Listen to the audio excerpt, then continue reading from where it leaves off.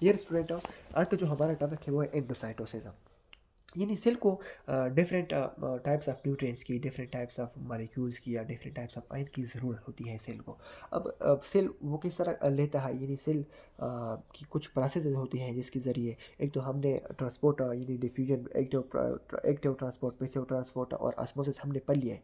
लेकिन कुछ मॉलिक्यूल की ज़रूरत होती है जो वो इस प्रोसेस के ज़रिए नहीं आती, लेकिन वो सेल क्या करता है, एंडोसाइटोसिस कर लेता है। अब ये एंडोसाइटोसिस के ज़रिए नहीं वो सेल रिसीव कर लेता है।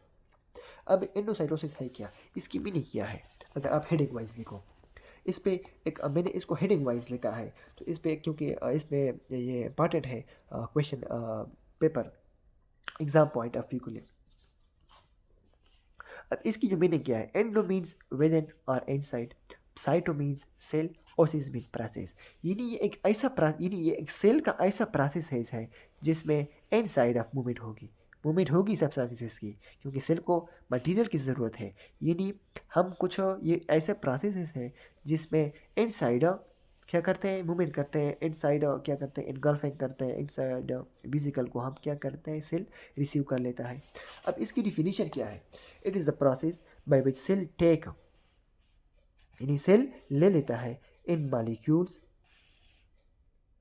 इन पार्टिकल, कुछ मॉलिक्यूल को या कुछ पार्टिकल को जो सेल की नीड है, बाय इनगल्फिंग देम, यानी वो इसको इनगल्फ हड़प कर लेता है with the portion of cell membrane के कुछ पोर्शन के साथ। यानी एक ऐसा प्रोसेस है जिसमें सेल इनगल्फ कर लेता है कुछ मॉलिक्यूल्स को, सेल मेम्ब्रेन का एक पोर्शन उसके साथ होता है, यानी सेल मेम्ब्रेन के एक पोर्शन के साथ साथ वो मॉलिक्यूल को भी क्या करता है, इनगल्फ कर लेता है।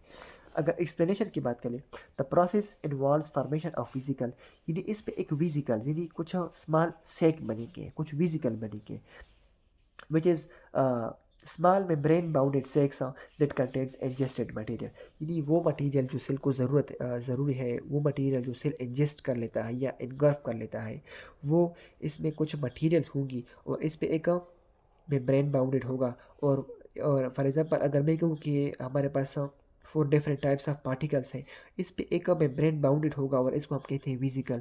यानी ये जो है एंडोसाइटोसिस है, ये विजिकल को इनगॉल्फ कर लेता है क्योंकि ये सेल की नीड है।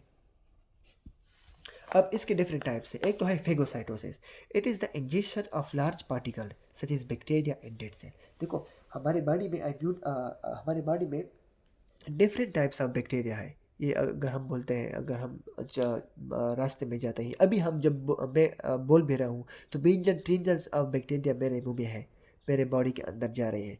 अब इन बैक्टीरिया को से बचने के लिए नेचर ने क्या किया, नेचर ने हमारे पास डिफरेंट टाइप्स ऑफ सेल बनाए हैं, यानी न्यूट्रोफिल्स बनाए हैं, मैक्रोफेजेस बनाए हैं, और यही सेल्स है जो इस बैक्टीरिया को इनकल्फ कर लेते हैं।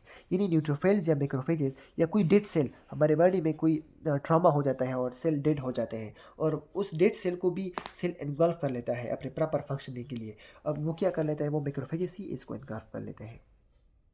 यानी मैक्रोफेजेस और न्यूट्रोफिल्स एक ऐसे सेल्स है जो बैक्टीरिया और डेड सेल्स को इनगल्फ कर लेता है और विजिकल के फॉर्म में, और इसको अपना खुराक बना लेता है। किस प्रोसेस के जरिए, एंडोसाइटोसिस के जरिए। अब इसको मैंने फेगोसाइटोसिस क्यों कहा, क्योंकि इन्होंने इसको इनगल्फ किया और ये लार्ज मॉलिक्यूल थे, बैक्टीरिया तो लार्ज मॉलिक्यूल है ना, या डेड सेल तो लार्ज मॉलिक्यूल है ना। अब ये लार्ज मॉलिक्यूल को अगर इन्होंने इनगल्फ किया, या कभी कभार टीचर ये भी बोलते हैं कि जो फेगोसाइटोसिस है ये ईटिंग ऑफ द मटेरियल है, यानी इन्होंने खाना खाया, ये इसके लिए एक खाना होता है सेल का। क्योंकि वो एक सेल जब डेड हो जाता है तो वो सेल में भी कुछ ऐसे न्यूट्रिएंट्स होते हैं जो दूसरा सेल अपनी ज़रूरियात को पूरा करने के लिए इस्तेमाल कर लेता है, और वो किस प्रोसेस के ज़रिए, फेगोसाइटोसिस के ज़रिए। और वो सेल कौन कौन से सेल हैं, या न्यूट्रोफिल्स है या मैक्रोफेजेस है, या हमारे ब्लड सेल में पाए जाते हैं। और पिनोसाइटोसिस है इसे, ये ड्रिंकिंग और injection of small particle such is molecule और आयन, यानी कुछ ऐसे मॉलिक्यूल या आयन होते हैं जो एपिथेलियल सेल या एंडोथेलियल सेल अपने प्रॉपर फंक्शनिंग के लिए वो क्या कर देते हैं, वो एडजस्ट कर लेते हैं। अगर हम इसको यहाँ से एक्सप्लेन करना चाहें अगर डायग्राम में, तो ये देखो, ये हमारे पास एक्स्ट्रा सेलुलर एनवायरनमेंट है, और ये हमारे पास क्या है, ये साइटोप्लाज्म है, ये हमारे पास क्या है, सेल मेम्ब्रेन है, और यहाँ पे हमारे पास इंट्रासेलुलर एनवायरनमेंट है। अब ये हमारे पास डिफरेंट पार्टिकल्स हैं। ये सेल के नीड है, ये सेल के अंदर जाना चाहते हैं। अब ये कुछ पहले फॉर्मेशन ऑफ द विजिकल, यहाँ से जब सेल आएगी तो ये इंजेक्शन स्टार्ट होगा इस सेल मेम्ब्रेन का। अब अगर यहाँ यह देखो, ये पूरी विजिकल फॉर्मेशन बन रही है, या विजिकल बनी है, जिसमें हमारे पास एक मेम्ब्रेन भी इसके ऊपर आ चुका है। अब ये जो विजिकल है ये रिटेच हो जाती है सेल मेम्ब्रेन से। इसके साथ ये जो विजिकल बनी थी, इसकी जो मेम्ब्रेन बना था, ये कहाँ से बना था, यानी ये जो हमारे पास सेल मेम्ब्रेन था ना, उसी से बना था। इसलिए हम कहते हैं, हमने डिफिनीशन में कहा कि it is the process by which cell take in molecules in particles by engulfing thing with the portion of the small with the cell membrane. यानी ये जो विजिकल थी, इस विजिकल की जो मेम्ब्रेन थी वो किससे बनी थी, वो सेल मेम्ब्रेन से बनी थी, यानी सेल मेम्ब्रेन के एक पोर्शन से बनी थी। इसलिए हम कहते हैं कि engulfing of the vesicle with the portion of the cell membrane.